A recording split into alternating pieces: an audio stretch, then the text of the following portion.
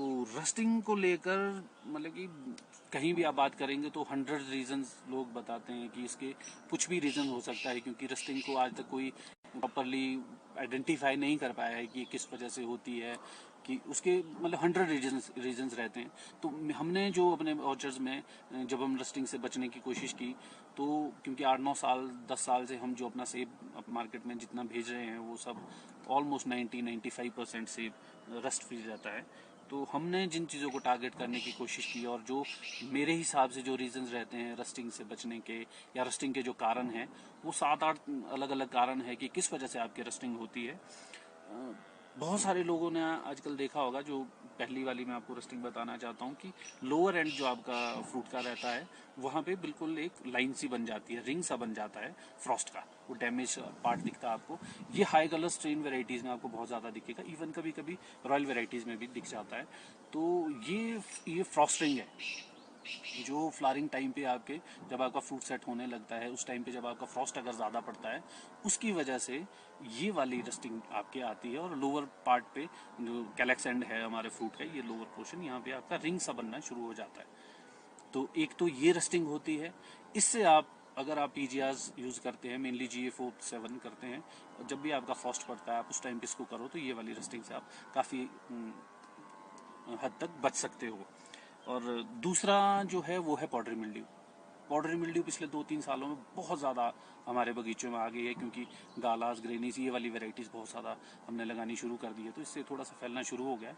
Powdery mildew की वजह से जो रस्टिंग आती है वो फ्रूट पे नेट की तरह आएगी, ऊपर से लेकर नीचे तक ऐसे जैसे जाला होता है, जाले की तरह पूरी बनी हुई एक साइड में सेब के आपको दिखेगी कि ये पूरा जाला सा बना हुआ है रस्टिंग का, ऊपर से फैला हुआ है लाइन लाइन सी। वो जो रस्टिंग है वो आपकी पाउडरी मिल्ड्यू की वजह से आती है। तो ये आप फंजीसाइड्स टाइमली करके मतलब कि अर्ली स्टेजेस पे पाउडरी मिल्ड्यू को कंट्रोल करके आप इस रस्टिंग से बच सकते हैं। और तीसरी जो है वो होती है आपकी न्यूट्रिएंट जो डेफिशिएंसी है, मेनली कैल्शियम और बोरॉन की डेफिशिएंसी।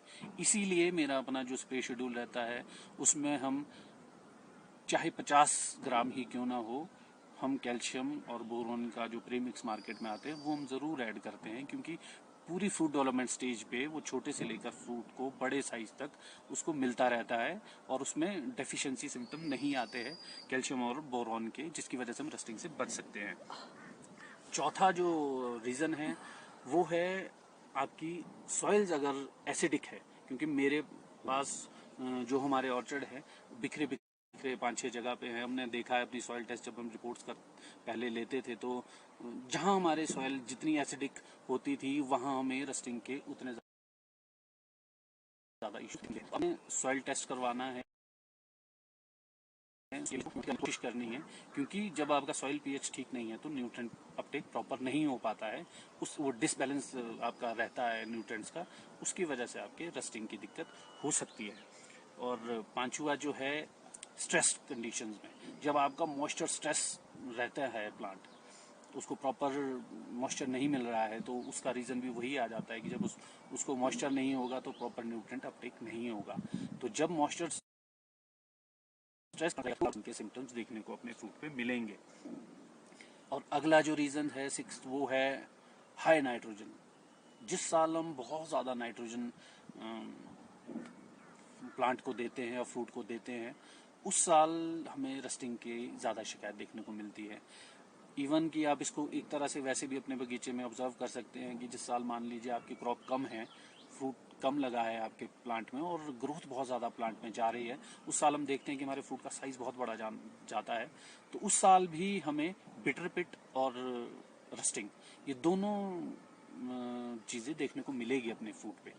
उसका रीज़न रहता है हाई नाइट्रोजन, क्योंकि नाइट्रोजन की वैल्यू हमारे प्लांट में बहुत ज़्यादा होने लग जाती है, क्योंकि वो नाइट्रोजन फ्लो बहुत होता है, क्योंकि खुराक लेने वाला फ्रूट हमारे पास है नहीं है।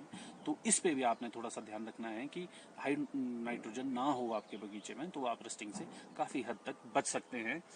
और अभी जो आगे वाला मौसम आने वाला, आजकल भी थोड़ा वैसे ही मौसम है, पर आजकल थोड़ी सी गर्मियां हैं, पर आगे जब बरसातें आती है तो हम जो स्प्रेज करते हैं, तो बारिश आने के बाद या स्प्रे करने के बाद में जब बारिश आती है तो आपने उस टाइम पे ध्यान रखना है कि जितनी ज्यादा चिपकती है, डाइथेन है, ये हमारे डंडियों के पास में चिपक जाता है। ये स्टिकी फंजीसाइड्स कम से कम अगर हम बरसात के टाइम पे कर सकें तो हमें काफी ज्यादा फायदा मिलेगा रस्टिंग से बचने में।